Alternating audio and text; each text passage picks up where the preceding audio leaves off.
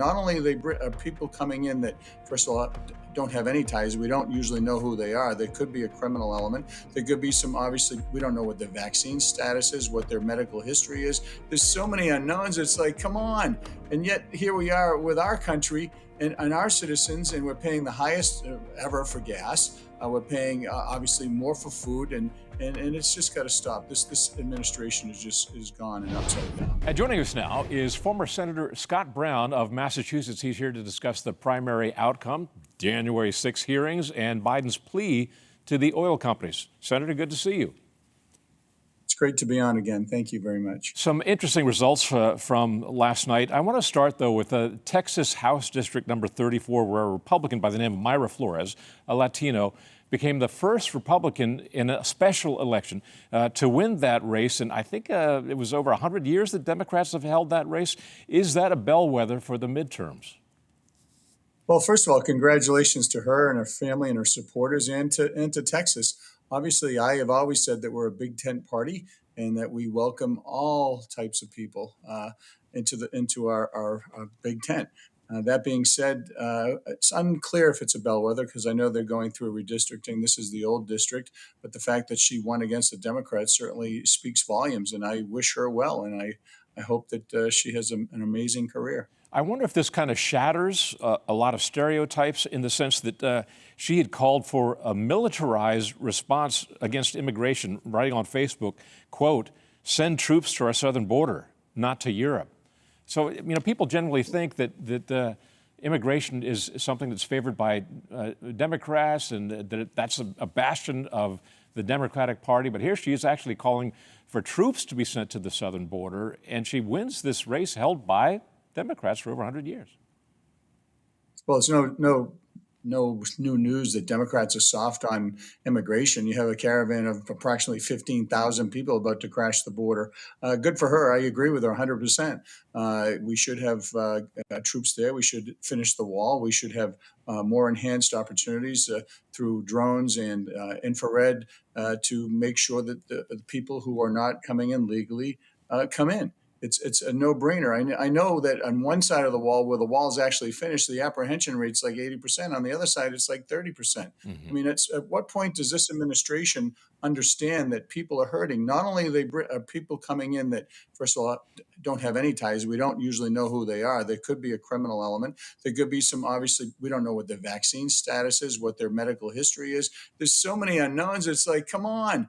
And yet here we are with our country and our citizens, and we're paying the highest ever for gas. We're paying obviously more for food, and it's just got to stop. This administration is gone and upside down. Right. I want to get to some of those issues in just a moment, but first, more on the midterms. South Carolina is kind of an interesting split decision there. Nancy Mace retaining her seat, even though she criticized Donald Trump. But in another case, another race there, what was it? Russell Fry beat incumbent Republican Tom Rice. Rice was a Republican who voted to impeach Donald Trump. What do you make of that split decision in South Carolina? Well, it's interesting. You're not really sure what the reasons are behind it. It'd be nice to get some exit polling to really verify. I'm a trust but verify guy. That being said, President Trump certainly has a lot of clout, as we've seen around the country in races, and he's going to win some, he's going to lose some. But it really comes down to the quality of the candidate. If you don't have a good quality candidate, they're not going to win. But obviously, this was personal for the president, and I'm sure he put in a little extra effort in. And I'm sure that that Mace has a great record, and people looked at that, and that so-called trumped the effort to get her out. You came into the United States Senate during the great red wave of 2010 during the Obama midterm elections. Do you expect a bigger midterm wave this time around, smaller midterm wave? What are your thoughts? Well, just to correct the record, I was actually a year before anybody before that wave. I stand corrected. If you remember, I did this. No, it's okay. The special election, and I ended up being the guy that broke the filibuster and tried to stop Obamacare. And that's why they came up with this new theory of reconciliation for something so big as this. Is never done in the history of our country. Turning to this upside-down Biden agenda, President Biden today is allegedly going to be sending letters to the CEOs of the nation's largest oil companies saying he's considering invoking emergency powers to boost U.S. refinery output. He's trying to correct a problem, correct me if I'm wrong, that he, in part, created. Well, I believe he completely created it. The fact that he was demonizing our oil producers and the fact that he stopped the Keystone pipeline, which had he actually continued on, it would be done by now. We'd be getting, what, 800,000 barrels a day of additional oil. And then you have this situation where the leases, you hear, well, there's plenty of leases. No, they're not plenty of leases. They're not the good leases for sure. So we need to obviously not rely on oil from people that want to hurt and kill us, Venezuela, Iran, obviously Russia, and things like that. We shouldn't be begging Saudi Arabia for more oil when, in fact, we could incentivize our oil producers here, take off the red tape, stop the draconian measures and demonizing them all the time. So yeah, listen, he can try to muffle through this thing, but he is completely responsible to the point where our gas prices are out of control, our inflation is out of control, and it needs to stop immediately. And he needs to get his energy czar, who's a joke, get her to do her job. What do you make of this nascent movement apparently taking shape in the Democratic Party to make sure that President Biden does not run again in 2024? Well, we're not sure if he's going to make it through this election. I mean, clearly his cognitive abilities are diminishing, and it's really uncomfortable to watch. Our allies are watching. Our foes are definitely watching.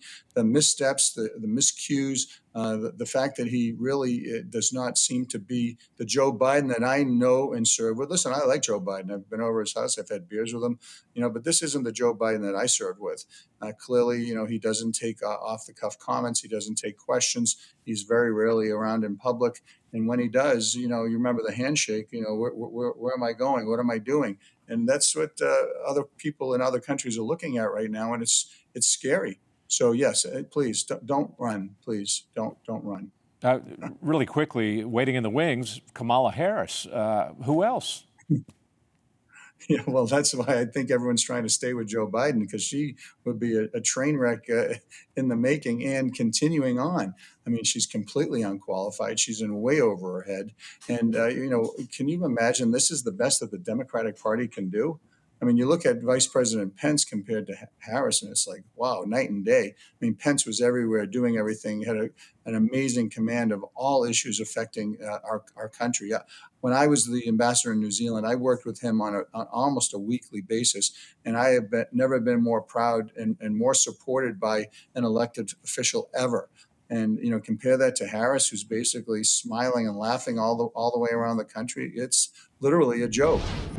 Hi, I'm Doug McKelway, and thank you for watching Centerpoint. We hope you enjoyed this video. Make sure you hit the subscribe button and tap the bell icon so you're notified every time a new video is posted.